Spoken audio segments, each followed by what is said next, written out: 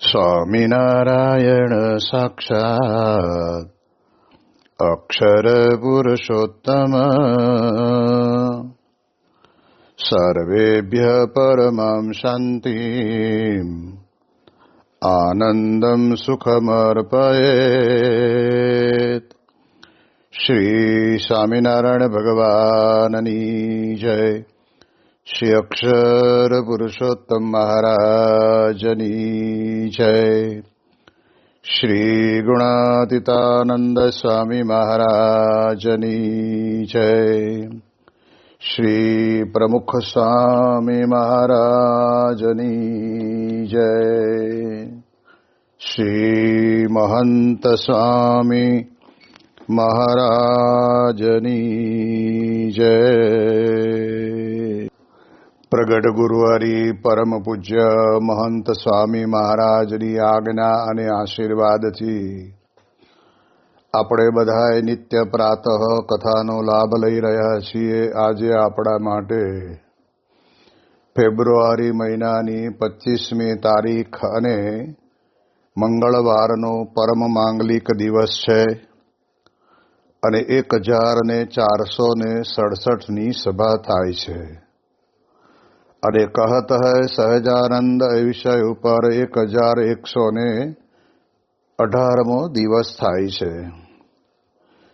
વચનામૃત ગરડા પ્રથમ પ્રકરણના 64ના વચનામૃતની અંદર શરીરીનું સ્વામી સેવક ભાવનું એવું મથાળું આપણને બાંધી આપ્યું છે. અને એ વચનામૃતની અંદર મહારાજ પોતે મુનિ પ્રત્યે પ્રશ્ન પૂછે છે. પ્રશ્ન જાણે એવો છે કે પુરુષોત્તમ એવા જે ભગવાન તેનું શરીર આત્મા તથા અક્ષર છે એમ શ્રુતિએ કહ્યું છે. તે આત્મા અને અક્ષર તે તો વિકારે રહિત છે ને તે આત્મા અને અક્ષરને વિશે કાંઈ હેય ઉપાધિ નથી. અને જેમ ભગવાન માયા થકી પર છે તેમ આત્મા અને અક્ષર પણ માયા થકી પર છે. એવા જે આત્માની અક્ષર તે કેવી રીતે ભગવાનનું શરીર કહેવાય? પ્રશ્ન પણ બહુ જ મહત્વનો છે, સમજવા જેવો છે. કારણ કે આપણે આમાંથી બહુ જ મર્મ સમજવાનો છે. અહીંયા કહે છે મહારાજ પ્રશ્ન પૂછીને કે પુરુષોત્તમ એવા જે ભગવાન તેનું શરીર આત્મા કહેતા અક્ષર તથા અક્ષર છે એમ શ્રુતિની અંદર કહેવામાં આવ્યું છે. ભગવાનનું શરીર જેમ આપણે આપણા જીવનની અંદર જાણીએ છીએ કે આપણું શરીર પંચભૂતનું બનેલું છે. ભગવાન પણ આ લોકની અંદર પ્રગટ થઈને આવે અને આપણા જેવા મનુષ્ય જેવા બને ત્યારે પણ એમનું પણ પંચભૂતથી બનેલું દિવ્ય વિગ્રહ કહેવાય. પરંતુ એ ભગવાનનું સ્વરૂપ શરીર તો કહેવાય છે કે આત્મા અને અક્ષર એટલે અક્ષર બ્રહ્મ જેને આપણે કહીએ છીએ તે પુરુષોત્તમ નારાયણને રહેવા માટેનું ધામ છે. અરે ધામને વિશે ભગવાન સ્વયં પોતે બિરાજમાન રહે છે. એ વાત તો આપણે સંપ્રદાયની અંદર બહુ જ સારી રીતે પ્રચલિત થયેલી છે. અને આત્માને અક્ષર તે તો વિકારે રહિત છે. આપણે બહુ સમજવા જેવું છે. ભલે આપણને ખબર નથી પડતી પણ આપણા સત્સંગની અંદર મહારાજ પોતે ગરડા પ્રથમ પ્રકરણના 71ના વચનામૃતની અંદર આપણને સમજાવીને કહે છે કે અમે અમારા અક્ષરધામને વિશેથી આ લોકની અંદર પધાર્યા તો અમે અમારું અક્ષરધામ ઐશ્વર્ય મુક્ત મંડળ સહિત પધાર્યા છીએ. સદગુરુ સંત સ્વામી પોતે ઘણી વખત વાત કરીને કહેતા કે જ્યારે કોઈ નગરનો રાજા હોય એ રાજાને 10-15 દિવસ કે મહિના માટે કુદરતી સૌંદર્યની અંદર રમમાણ કરવા માટે જવાની ઈચ્છા થઈ હોય ત્યારે તે શું રાજા એકલો જ જતો હશે? રાજા જ્યારે જાય ત્યારે તે વખતના સમયની અંદર રાજાના રાણી હોય, રાજકુંવર પણ હોય, રાજકુંવરી પણ હોય અને એના પ્રધાન અને મંત્રીઓ પણ હોય. એટલું તો હોય પણ સાથે સાથે એનું બબલચી ખાનું કહેતા કે રસોડા વિભાગ પછી ત્યાં આગળ તંબુ ને ટેન્ટ બાંધવાના હોય એનો વિભાગ, સાફસૂફી વિભાગના બધા કર્મચારીઓ પણ હોય. તો એ જેમ રાજા પોતાના તખતનો ત્યાગ કરીને કહેતા રાજ્યની અંદરથી બીજે જ્યારે એ પોતે મિજમાની કરવા માટે થઈને નીકળે છે ત્યારે તે વખતે એમની સાથે આટલું બધું હોય તો પરબ્રહ્મ પુરુષોત્તમ નારાયણ પોતે અક્ષરધામને વિશેથી આલોકને વિશે પધારે તો શું ભગવાન સ્વામિનારાયણ એકલા જ આવ્યા હતા? નહીં, મહારાજના વચન ઉપર જ આપણે વિશ્વાસ રાખવાનો છે અને વાત વાસ્તવિક છે. મહારાજ કહે છે ખોટું નથી. એ પોતાના અક્ષર બ્રહ્મને પણ સાથે લઈને આવ્યા છે અને મુક્તો પણ આવ્યા, જેમ કે દાદા ખાચર છે, પછી આ બાજુ સારંગપુરની અંદર જીવા ખાચર છે, પછી કુંડળની અંદર રાયબાઈ છે, આ બાજુ તમે જોવા જાઓ તો પર્વતભાઈ, ગોરધનભાઈ, મયારામ ભટ્ટ, આ બધા મુક્તો, સુરા ખાચર, બ્રહ્માનંદ સ્વામી, નિષ્કુળાનંદ સ્વામી, આ બધા મુક્તોને સાથે લઈને આવ્યા. તો એવા જે અક્ષર મુક્તોને પણ સાથે લાવ્યા તો ભગવાન એકલા નથી આવ્યા. આ વાતને તો બરાબર સમજવી પડે અને બ્રહ્મ સ્વરૂપ શાસ્ત્રીજી મહારાજે પોતે આ માટે થઈને જ એમણે ભગતજી મહારાજ થકી જે વાત સમજ્યા એનું પ્રચાર અને પ્રસાર કરવા માટે બરાબરની કમર કસી અને મહારાજની સાથે મહારાજનું શરીર હોય કે ન હોય, જો અક્ષર બ્રહ્મ છે એ પરબ્રહ્મ પુરુષોત્તમ નારાયણનું શરીર છે. અને વાત પાછી મહારાજ કેવી કરે છે કે અક્ષર છે તે તો વિકારે રહિત છે. આજે આપણા બધાના જીવનની અંદર ભલે આપણે પંચભૂતનો દેહ ધારણ કર્યો હોય, પણ સ્વામી કહે છે કે સત્સંગની અંદર આવ્યા પછી આપણને મનની અંદર એમ તો રહે કે આપણા જીવનની અંદર રહેલી નાની મોટી કામના, નાની મોટી ઈચ્છાઓ, આ બધું ક્યારે ટળશે? અને એ આપણને હંમેશને માટે ઘણી વખત નડતી પણ હોય છે. ત્યારે અહીંયા આગળ કહે છે કે અક્ષર છે તે તો વિકારે રહિત છે, એને કોઈ પણ પ્રકારનો કહેવાય છે કે વિકાર થતો જ નથી. એટલે એવા જે અક્ષર તે પુરુષોત્તમ નારાયણનું શરીર ગણાય છે અહીંયા આગળ. તો એવા જે પુરુષોત્તમ નારાયણ અને અક્ષર બ્રહ્મ, એની જોડી આપણને પ્રાપ્ત થઈ. જેમ મહંત સ્વામી મહારાજ પોતે નૈનપુરની અંદર બિરાજમાન હતા અને તે વખતના સમયની અંદર રોજ મંદિરમાં દર્શન કરવા માટે જતા, ત્યારે હરિકૃષ્ણ મહારાજને ત્યાં પધરાવ્યાલા અને ત્યારે બે ચાર વખત પોતે એવું બોલ્યા કે મહારાજના અલૌકિક દર્શન થાય છે, પણ મહારાજની સાથે હજી કાંઈક ખૂટે છે કે એમનું જે અક્ષર બ્રહ્મ તત્વરૂપ જે શરીર છે એ શરીર છે એ અક્ષર બ્રહ્મ પોતે ખૂટે છે. એટલે મહારાજની અનાદિની જોડ જેને કહેવાય, એવા ઉત્તમ ભક્તની જોડ એ મહારાજની સાથે હોય તો સારું. અને એ પ્રમાણે એમણે પોતાનો વિચાર રજૂ કર્યો અને વાજતે ગાજતે મહારાજની જોડે ગુણાતીતાનંદ સ્વામીની મૂર્તિને પધરાવવા માટે થઈને બહુ નૈનપુરની અંદર કોરોના કાળના સમયની અંદર પણ એમણે જેટલા ત્યાં રહેતા હતા એ બધાની સાથે રહીને નગરયાત્રા પણ કરી, યજ્ઞ પણ કર્યો અને વિધિવિત પ્રમાણે કહેવાય છે કે ત્યાં આગળ આ ગુણાતીતાનંદ સ્વામીની મૂર્તિની પ્રાણ પ્રતિષ્ઠા પણ કરી. એટલે આપણે સમજીએ તો આપણને ખ્યાલ આવે કે આવો જે અક્ષર બ્રહ્મ એ પુરુષોત્તમ નારાયણના સદાયના સેવક છે અને એ અક્ષર બ્રહ્મ પોતે મહારાજનું કહેતા કે ભગવાનનું એ આત્મા છે, શરીર છે, તો એને વિશે વિકાર નથી. વિકારે રહિત એવા જે અક્ષર બ્રહ્મ હોય એ જ પુરુષોત્તમ નારાયણનું શરીર ગણાય. પણ આજકાલ તો બધાને પોતાના જીવનની અંદર મનાવવા પૂજાવા માટે થઈને કોઈક પુરુષોત્તમ બનીને બેઠા હોય તો કોઈક વળી અક્ષર બ્રહ્મ બનીને બેઠા હોય.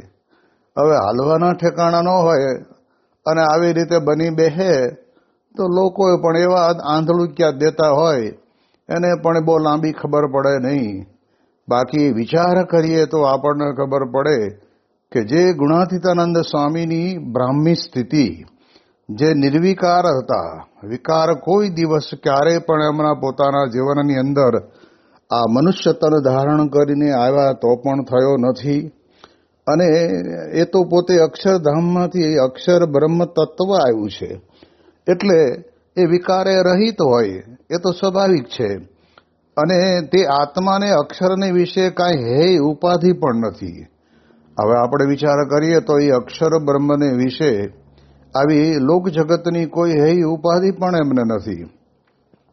કારણ કે આપણે જાણીએ છીએ કે હે ઉપાધિની અંદર તો બધી પ્રકારની પરિસ્થિતિની અંદર સ્થિર રહે. હવે કોઈ પણ પ્રકારની ઉપાધિ આવે ને ત્યારે માણસ પોતાના મનની અંદર 100% એ પોતે વિહવળ બની જતો હોય છે. અને એના કારણે કરીને જીવનની અંદર એને કોઈ પણ પ્રકારે કહેવાય છે કે આવી રીતે એના જીવનની અંદર એને હે ઉપાધિ વળગેલી ને વળગેલી જ રહેતી હોય છે. પણ આ તો કહે છે કે જેમ ભગવાન માયા થકી પર છે તેમ આત્માને અક્ષર પણ માયા થકી પર છે. હવે આ મહારાજના કેટલા અદ્ભુત શબ્દો છે. સત્સંગની અંદર બધા સ્વામિનારાયણનું ભજન કરે છે, પણ એ સ્વામિનારાયણની અંદર જે સ્વામી શબ્દ મૂકેલો છે એ જ પોતે અક્ષર બ્રહ્મ છે. અને એ અક્ષર બ્રહ્મ તો અહીંયા મહારાજ પોતે કહે છે કે જે ભગવાન માયા થકી પર છે. અને આપણે જાણીએ છીએ કે શ્રીમદ ભગવદ્ ગીતાને વિશે પણ ભગવાન કૃષ્ણ પરમાત્મા અર્જુનને બહુ સારી પેઠે સમજાવીને કહે છે ને કે જન્મ કર્મ ચમે દિવ્યમ એવમ યો વેત્તિ તત્વતઃ ત્યક્ત્વા દેહમ પુનર્જન્મ નેતિ મામેતિ સોર્જુન. કે જન્મ ને કર્મ એ બધા દિવ્ય છે એવા જે પરબ્રહ્મ પુરુષોત્તમ નારાયણ એ માયા થકી પર છે. અને વાત એ વાસ્તવિક છે કે જો ભગવાન પોતે માયા થકી પર ન હોય તો પછી અનંત કોટી બ્રહ્માંડની અંદર જ્યાં જ્યાં ભગવાન પ્રગટ થયા હોય ત્યાં એ ભગવાનનું ભજન કરનાર ભક્ત એ માયા થકી કેવી રીતે પર થાય? એટલે બહુ સત્ય સનાતન સિદ્ધાંત છે કે ભગવાન એ પોતે માયા થકી પર છે. આપણે બધાય આ લોકની અંદર પંચભૂતનું દેહ ધારણ કરીએ છીએ, એવી રીતે ભગવાન પોતે પણ આ પ્રમાણે પંચભૂતનું દેહ ધારણ કરે, પરંતુ એ માયાથી પર છે. આપણે બધાય માયાની અંદર બરાબર ગોઠવાયેલા છીએ.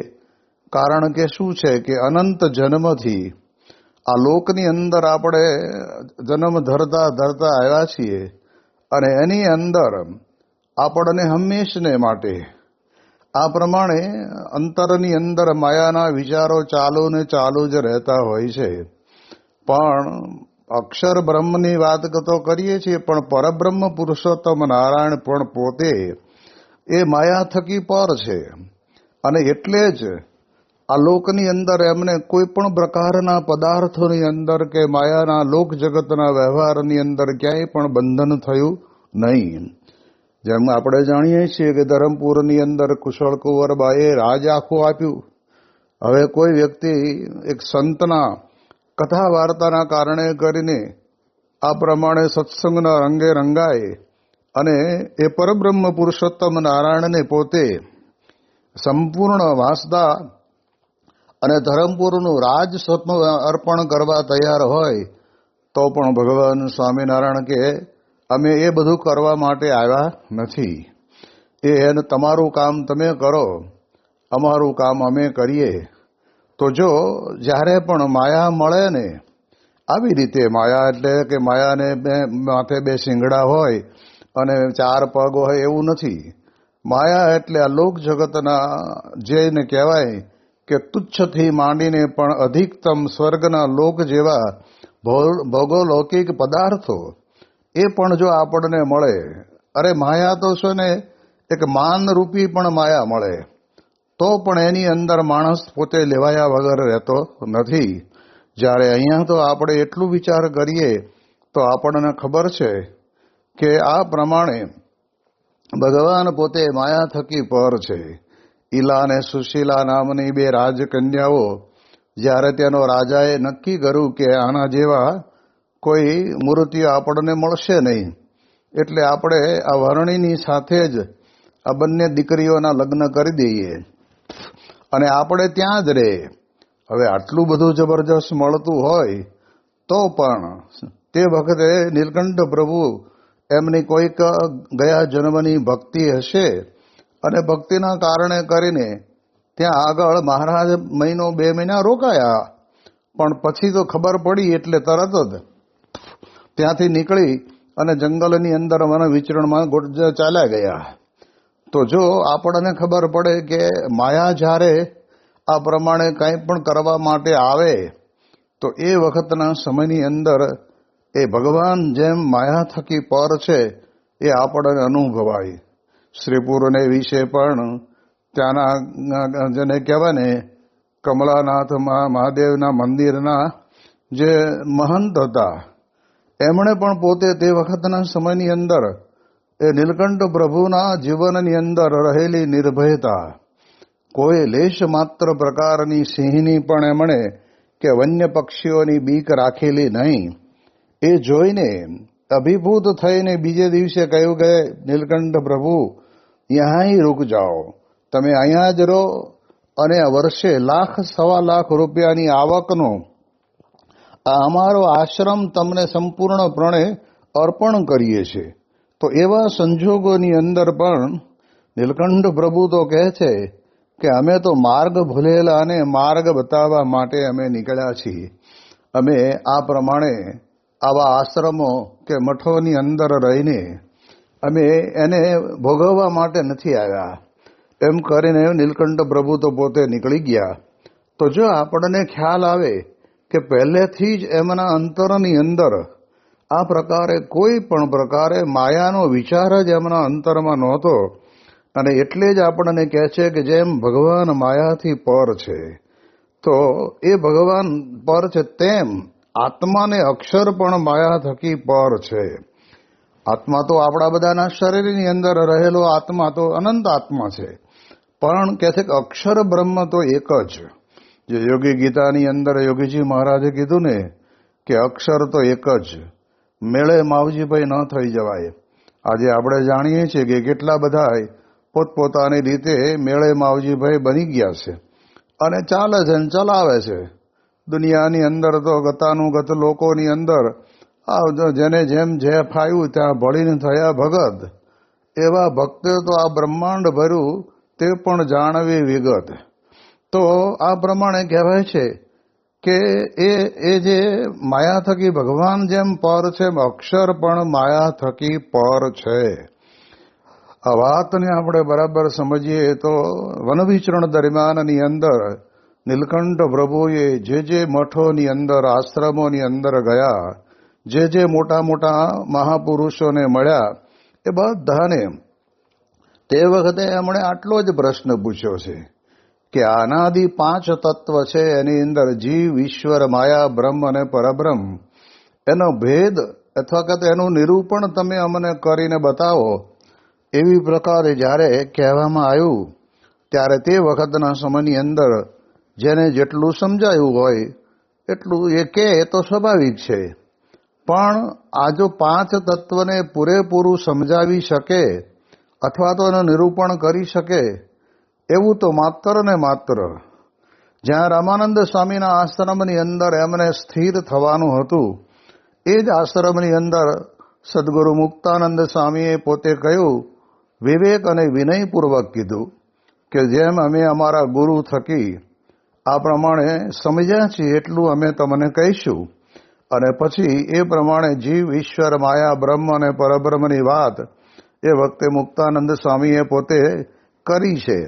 એને ભક્ત ચિંતામણીની અંદર સદગુરુ નિષ્કુળાનંદ સ્વામીએ પોતે 42-43 પ્રકરણની અંદર પણ કહેવામાં આવી છે. તો આપણે જાણીએ કે આ પ્રમાણે કહેવાય છે કે અક્ષર બ્રહ્મ પણ માયા થકી પર છે. કારણ કે આપણે જાણીએ છીએ કે માયાની નીચે જીવ અને ઈશ્વર રહેલા છે. એને સહેજે સહેજે પોતાના જીવનની અંદર માયાના સંસર્ગની અંદર લેવાઈ જવાય છે. આજે આપણે જાણીએ છીએ ને કે આપણી પોતાની 5 ઇન્દ્રિયો એના દ્વારા પણ માણસ પોતાના જીવનની અંદર આ પ્રમાણે માયાની અંદર ખેંચાઈ જતો હોય. આંખ વડે કરીને, કાન વડે કરીને, જીભ વડે કરીને, નાસિકાના સુગંધ સુગંધવાના કારણે કરીને પણ માયામાં લેવાઈ જાય છે. કારણ કે માયા એવી મહાવિચિત્ર છે કે ભલાને પણ પોતાના જીવનની અંદર એ પ્રમાણે માયા પોતે ફસાવી દે.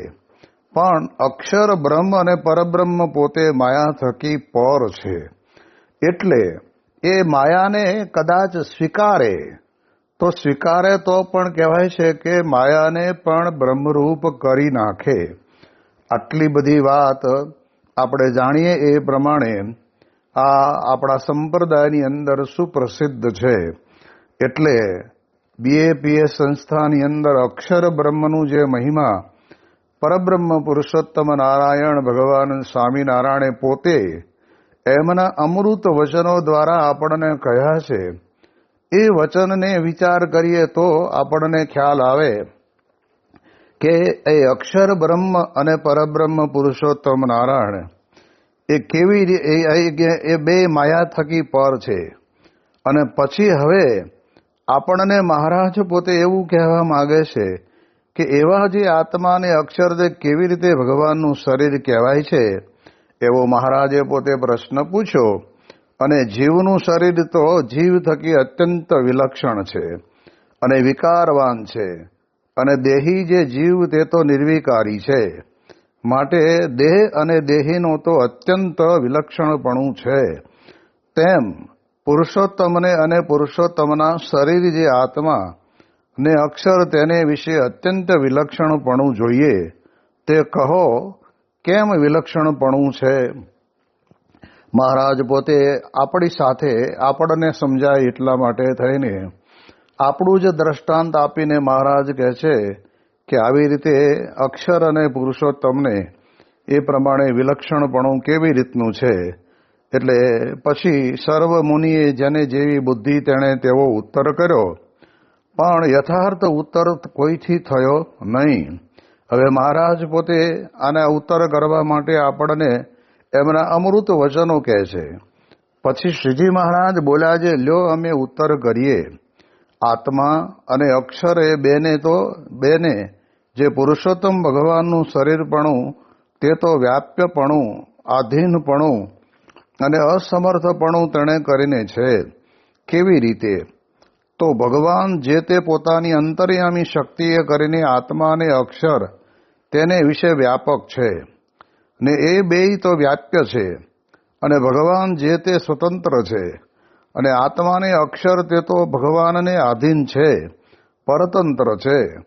અને ભગવાન જે તે અતિ સમર્થ છે અને આત્માને અક્ષર તે તો ભગવાનની આગળ અતિ અસમર્થ છે. એવી રીતે ભગવાન જે તે એ બેયના શરીરી છે અને એ બેય જે તે ભગવાનનું શરીર છે. અને શરીરી એવા જે પુરુષોત્તમ ભગવાન તે તો સદાય દિવ્ય મૂર્તિમાન છે. અને એવા જે એ ભગવાન તે જે તે વ્યાપક અને દ્રષ્ટા એવા જે સર્વે આત્મા અને તે આત્માને વ્યાપ્યને આત્માને દૃશ્ય એવા જે દેહ એ સર્વેમાં પોતાની અંતર્યામી શક્તિએ કરીને આત્માપણે રહ્યા છે. અને એવી રીતે સર્વેના આત્મા જે પુરુષોત્તમ ભગવાન તે જ્યારે રૂપવાન એવું જે દૃશ્ય તેના આત્માપણે કરીને શાસ્ત્રને વિશે કયા હોય ત્યારે તે પુરુષોત્તમને દૃશ્ય રૂપે કરીને પ્રતિપાદન કર્યા હોય. અને જ્યારે એ દ્રષ્ટાના આત્માપણે કરીને પ્રતિપાદન કર્યા હોય ત્યારે એ પુરુષોત્તમને અરૂપપણે કરીને શાસ્ત્રમાં કયા હોય.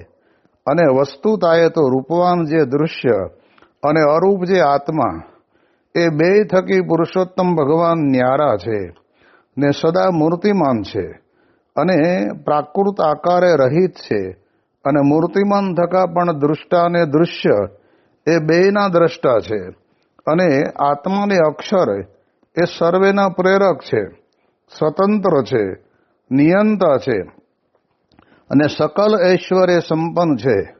ને પર થકી પર એવું જે અક્ષર તે થકી પણ પર છે એવા જે પુરુષોત્તમ ભગવાન તે જીવના કલ્યાણને અર્થે કૃપાએ કરીને પૃથ્વીને વિશે મનુષ્ય જેવા જણાય છે તેને જે આવી રીતે સદા દિવ્ય મૂર્તિમાન જાણીને ઉપાસના ભક્તિ કરે છે તે તો એ ભગવાનના સાધર્મપણાને પામે છે અને અનંત ઐશ્વર્યને પામે છે અને બ્રહ્મ ભાવને પામ્યો જે પોતાનો આત્મા તેણે કરીને પ્રેમે સહિત નિરંતર પરમ આદર થકી પુરુષોત્તમ ભગવાનની સેવાને વિશે વર્તે છે અને એ ભગવાનને નિરાકાર જાણીને ધ્યાન ઉપાસના કરે છે તે તો બ્રહ્મ સુષુપ્તિની વિશે લીન થાય છે તે પાછો કોઈ દિવસ નિસરતો નથી અને ભગવાન થકી કોઈ ઐશ્વર્યને પણ પામતો નથી.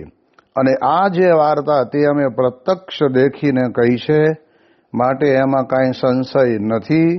અને આ વાર્તા તો જેને એ ભગવાનના સ્વરૂપમાં સદા દિવ્ય સાકારપણે ઉપાસનાની દ્રઢ નિષ્ઠા થઈ હોય તે થકી જ પમાય છે, પણ બીજા થકી તો પમાતી નથી. માટે આ વાર્તાને અતિ દ્રઢ કરીને રાખજો. ઇતિ વચનામૃતમ. એવી રીતે ગરડા પ્રથમ પ્રકરણનું 64મું વચનામૃત થયું. હવે આની અંદર મહારાજે બહુ આપણને સરળતાથી સમજાઈ જાય એવી રીતની વાત આપણને કરી છે. અને મહારાજ પોતે કહે છે કે આ જે વાર્તા તે અમે પ્રત્યક્ષ દેખીને કહી છે. હવે આજે ઘણી વખત તો શું થાય, ઘણા બધા વાતો તો કરતા જ હોય પણ વાયા કોકનું સાંભળેલું આપણે એમને દીધે રાખતા હોય. જ્યારે અહીંયા તો મહારાજ પોતે કહે છે કે આ વાર્તા અમે પ્રત્યક્ષ દેખીને કહી છે.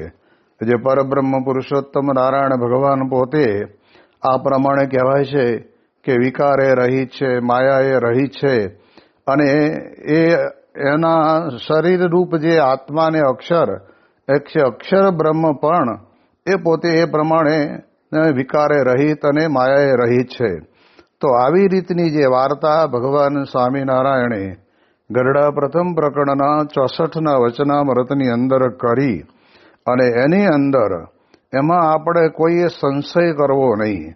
કારણ કે મહારાજ કંઈ આપણને પરાણે સમજાવી દેવા માટે આગ્રહ નથી કરતા, પણ જો આપણને એ ભગવાન સ્વામિનારાયણ આપણા ઈષ્ટદેવ છે એવી પ્રકારનો અંતરની અંદર દ્રઢાવ કરી જ રાખ્યો હોય તો પછી આપણને ભગવાન જે વચનો કહે તે વચનની અંદર કોઈ પણ પ્રકારનો સંશય રહે નહીં અને અંતરની અંદર પૂર્ણ વિશ્વાસ રહે. એટલે મહારાજ કહે છે કે એમાં કાંઈ સંશય નથી. અને આ વાર્તા એ ભગવાનના સ્વરૂપને દિવ્ય સદા સાકારપણે ઉપાસનાની દ્રઢ નિષ્ઠા થઈ હોય તે થકી જ પમાય છે. બહુ સિદ્ધું ગણિત લોયાના 12ના વચનામૃતની અંદર ઉત્તમ નિર્વિકલ્પ નિશ્ચયની વાતની અંદર પણ મહારાજે કહ્યું કે જેને જેવા ગુરુ મળે એને એ પ્રકારનો ભગવાનનો નિશ્ચય થતો હોય છે. જ્યારે અહીંયા આગળ મહારાજ આપણને કહે છે કે આ વાર્તા તો જેને ભગવાનના સ્વરૂપમાં દિવ્ય સાકારપણે ઉપાસનાની દ્રઢ નિષ્ઠા થઈ હોય તે થકી જ પમાય. એટલે શું? તો આ પ્રમાણે પ્રત્યક્ષ પરબ્રહ્મ પુરુષોત્તમ નારાયણ અને અક્ષર બ્રહ્મ એ બે એક છે. અને એ બેનો આપણને વિસ્તૃત મહિમા જે ગરડા પ્રથમના 63ના વચનામૃતની અંદર કહ્યો એવો મહિમા આપણા જીવનની અંદર ક્યારે થાય અને ક્યારે આવે? તો મહારાજ કહે છે કે આવી સ્વરૂપની વિશે સદા દિવ્ય સાકારપણું અને ઉપાસનાની દ્રઢ નિષ્ઠા થઈ હોય એના થકી જ પમાય. વાત એ વાસ્તવિક છે ને કે મેડિકલ સાયન્સની અંદર ભણતો વિદ્યાર્થી એને એન્જિનિયરનો ભણાવતો પ્રોફેસર પ્રવચન કરે તો કંઈ એને મેડિકલનું જ્ઞાન ન થાય, એ ચોખ્ખું ગણિત છે. એમ જેને આવી રીતે ભગવાનના સ્વરૂપનું સદાય દિવ્ય અને સાકાર ભગવાન છે એવી ઉપાસના દ્રઢ થઈ. ઉપાસનાની વાતની અંદર તો આપણે જાણીએ છીએ આ બધી બાબતો કે કર્તા, સાકાર, પ્રગટ, સર્વોપરી, દિવ્ય આ બધી બાબતો આપણને સમાયેલી છે. એ બધી આપણે જો બરાબર દ્રઢ કરી હોય તો એના થકી આપણને આ પ્રમાણે કહેવાય છે કે આવો ભગવાનના સ્વરૂપનો નિશ્ચય થાય. બાકી બીજા થકી જ આ પ્રમાણે આ પમાતું નથી. માટે આ વાર્તાને અતિ દ્રઢ કરીને રાખજો. મહારાજ પોતે આપણને આગ્રહ કરીને કહે છે કે આ સામાન્ય વાત નથી, આને અતિ દ્રઢ કરવાની. એટલે અક્ષર બ્રહ્મ અને પરબ્રહ્મ બંને માયા થકી પર છે, અને આપણે જ્યારે બ્રહ્મરૂપ બનીશું ત્યારે જ પુરુષોત્તમ નારાયણની ભક્તિના અધિકારી બનશું. એવું અદ્ભુત જ્ઞાન આ વચનામૃત દ્વારા આપણને પ્રાપ્ત થયું. ઇતિ વચનામૃતમાં ગરડા પ્રથમ પ્રકરણનું 64મું વચનામૃત જે તે થયું. શ્રી સ્વામિનારાયણ ભગવાનની જય.